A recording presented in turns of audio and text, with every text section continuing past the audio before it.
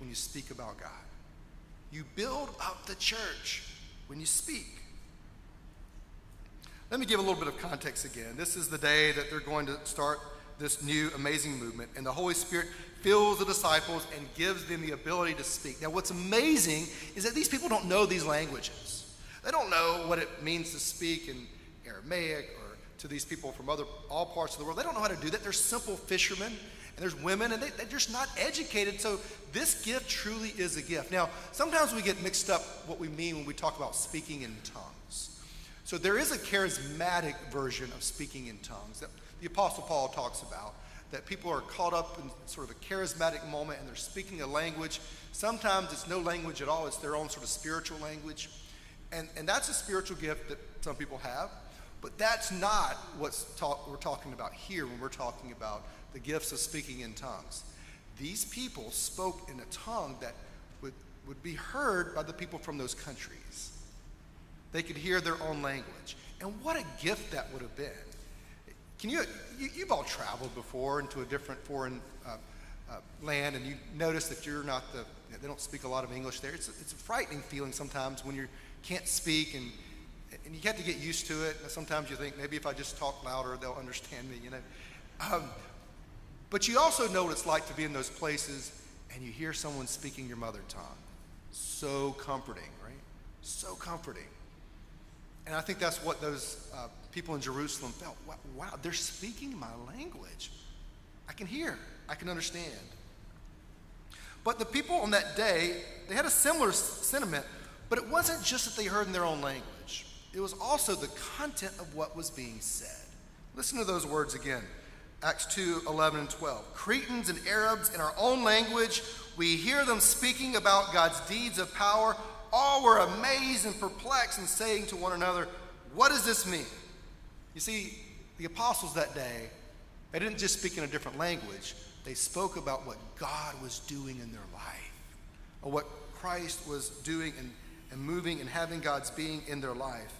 That's the type of speech that changes lives. It's when we tell others the good news that Jesus Christ died for our sins, has forgiven us in the cross, was resurrected from the dead, and is here to the Holy Spirit to give each of us new life that we can live again. No matter what mistakes we have made, no matter how many times we continue to feel like we've failed others, we've failed ourselves, this God is here to speak new life into who we are. It's not just that they spoke in a different language. It's that they spoke about what God was doing. God needs us to speak about those acts in our life. A few months ago, I was speaking to our children's choir. We have an amazing children's choir team, and I think they were getting ready for some sort of production or some sort of singing in church. And I just went upstairs to the third floor, and I was watching as they were singing, and they were singing about loving God and loving neighbor. So as the minister, I thought it was my opportunity to go up there and just say hello to them, thank them for participating in children's choir. And as I did, as they ended, they were all gathered around and they were just kind of being wiggly. And I said, you guys, you wouldn't believe this, but what y'all were doing, it sounded so good. But more importantly, you guys were talking about loving God through Christ and loving your neighbor. And one of the little girls perked up. You could tell she was the leader of the group. And she said, Pastor Will, you sure talk about God a lot. And all the other kids just jumped in there. Yeah, you talk about God all the time. He talks about God a lot. I mean, just kept going.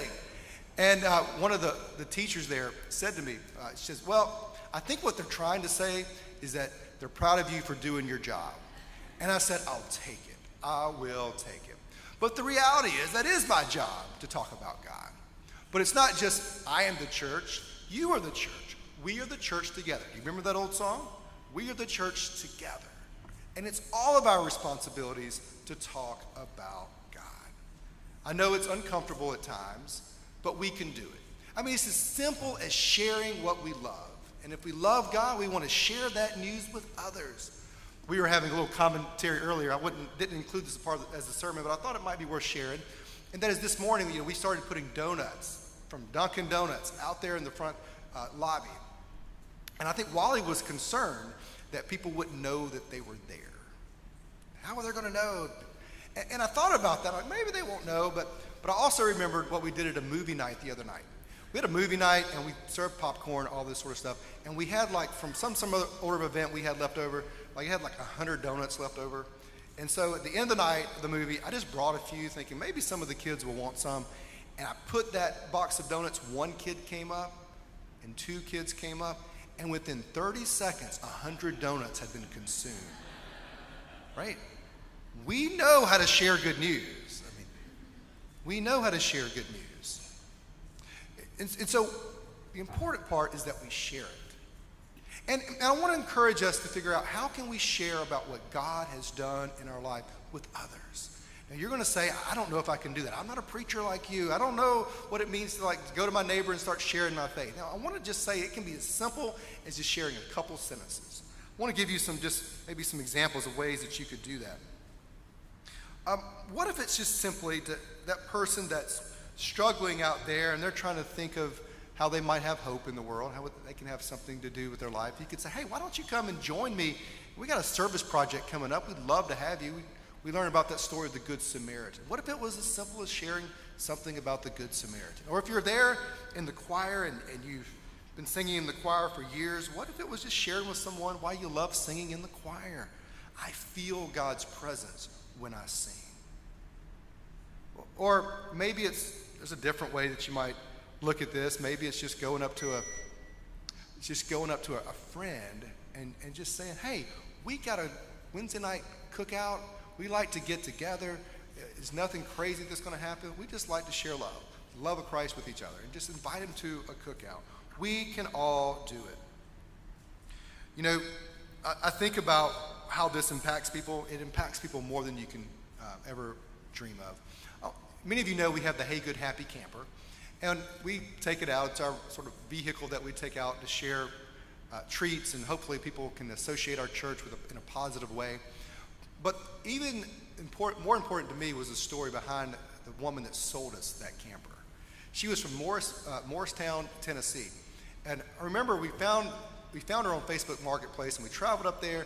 And what she did for their career, she had a store where she would take these old vintage items, clean them up, and resell them. That's what she did with that 1965 camper.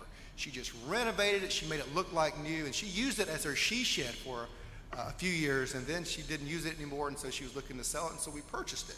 And so we spoke with Amy. Her name was Amy. We were talking with Amy, and on the way out, she says, can I show y'all my vintage store? She showed us her vintage store, and as we concluded, she says, I just want y'all to know I'm a Christian.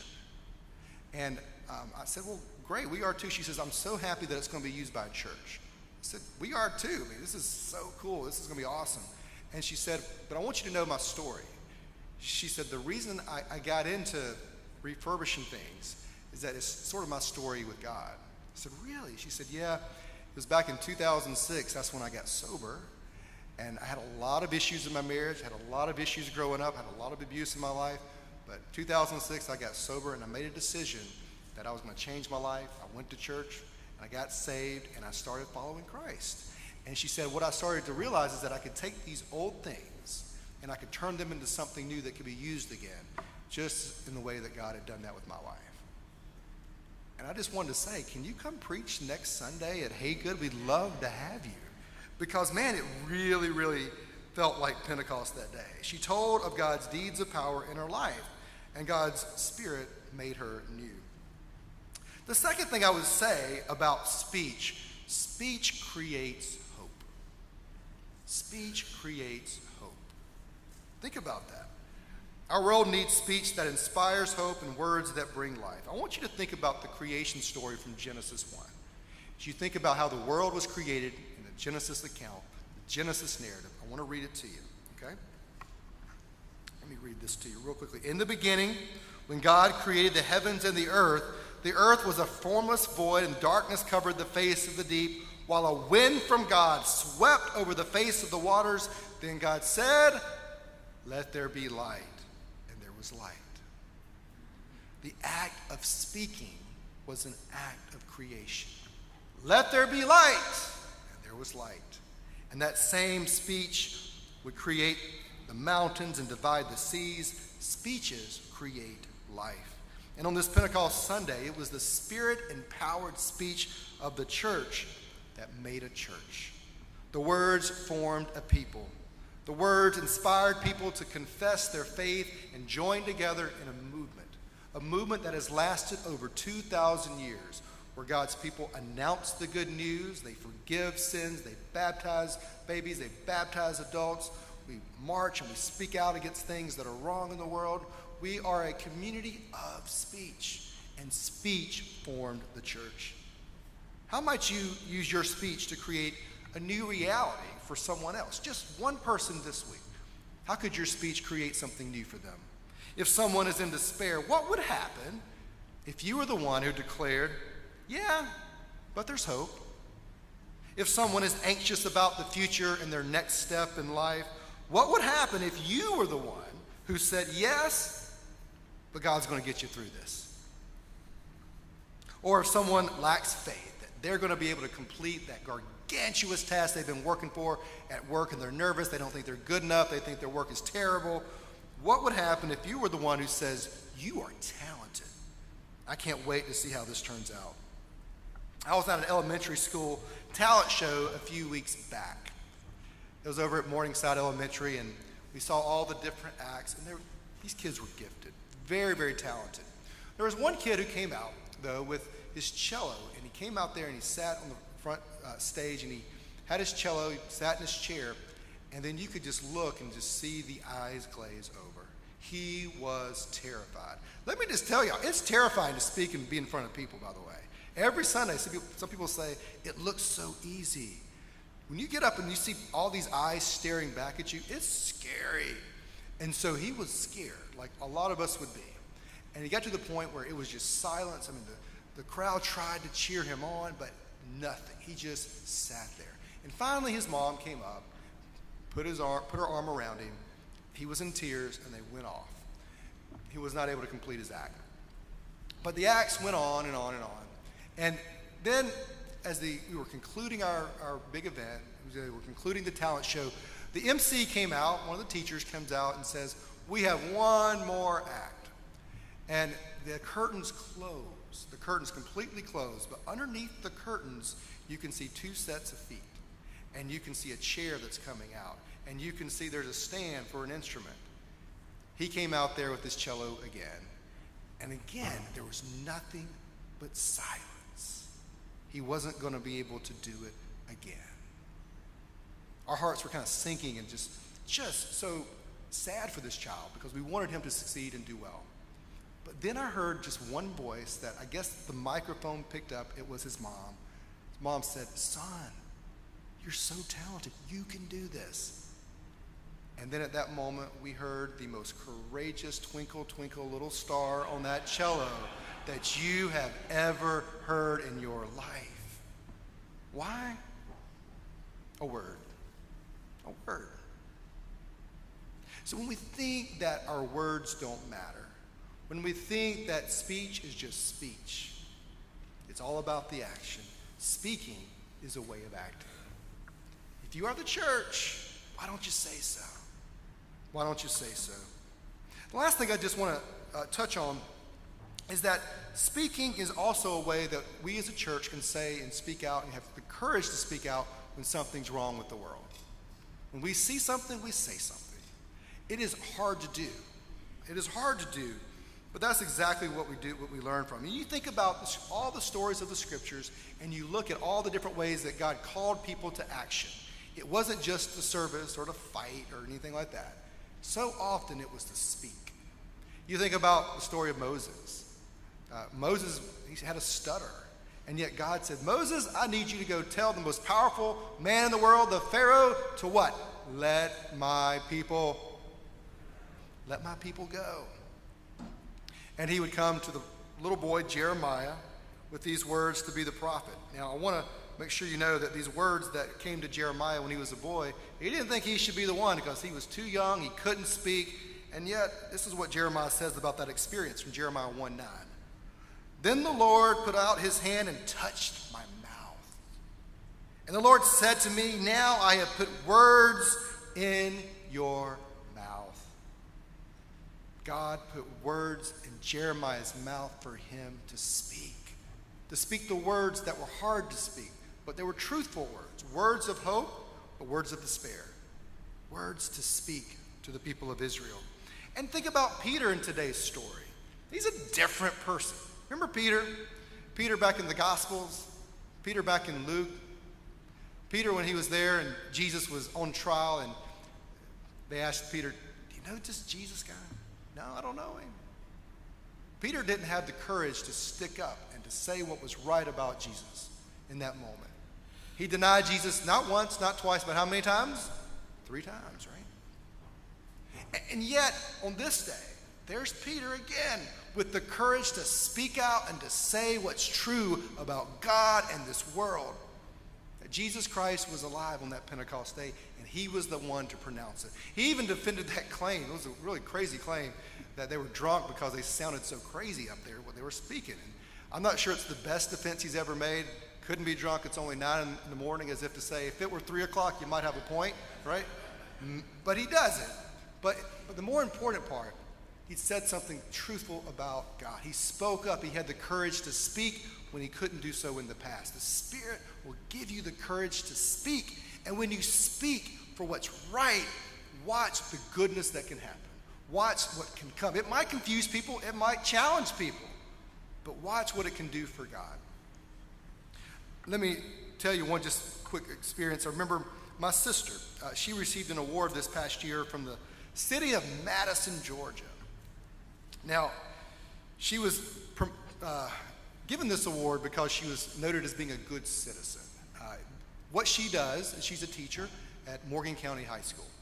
And she works with ESL students, English as a second language students. And while she was working with them, this is what they noted and as they talked about her, as they gave her this award. What she noticed about a lot of her students is that they were very frustrated because this was not their mother tongue. English was not their mother tongue.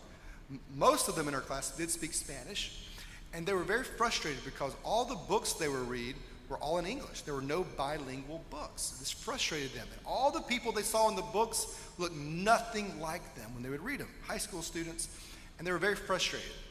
And so my sister took their concerns and spoke with some of the administration there at Morgan County High School. It says, our kids just don't see themselves in these books, and there's nothing that's bilingual. They want a bilingual book. She says, I'd like to apply for a grant that they could write their own book and provide it for the elementary age kids.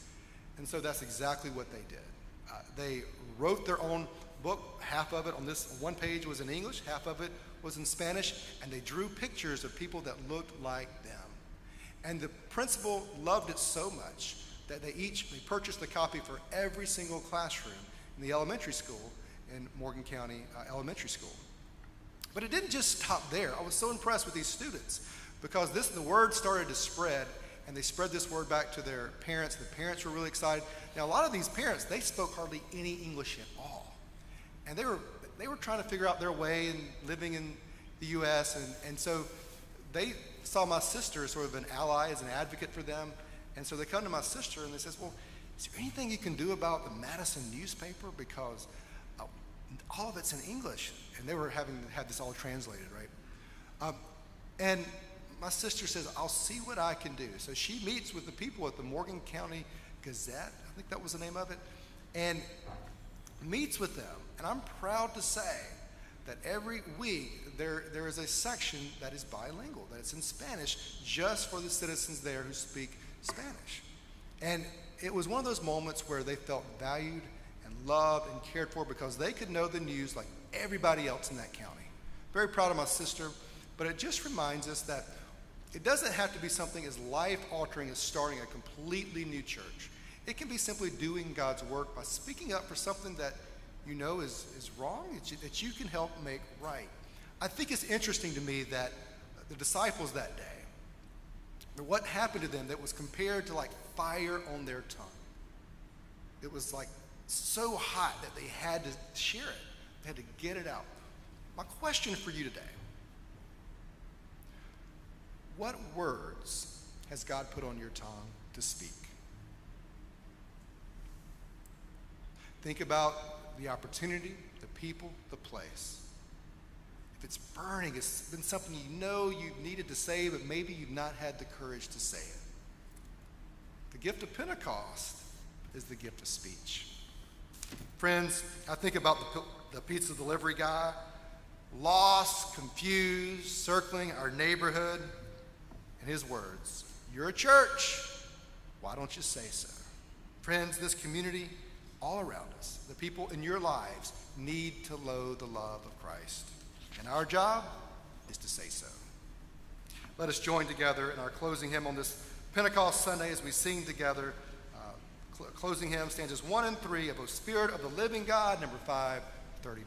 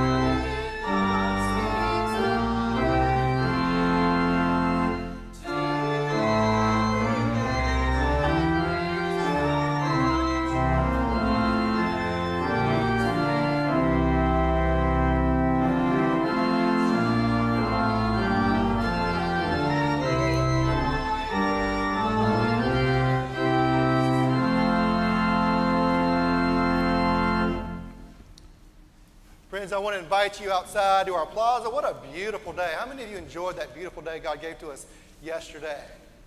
The good news, give God a hand. Pentecost today, yeah. And I tell you what, I believe God put this day on repeat because it is gorgeous out there. So let's go out there, enjoy a little time together, say happy birthday to the church together. We'll receive now this benediction. May the road rise to meet you. May the wind be always at your back. The sun shine warm upon your face. The rain fall soft upon your fields. And until we meet again, may God hold you in the palm of his hand. Go forth to love and to serve the Lord and to speak, for the Lord needs you to say so. Amen.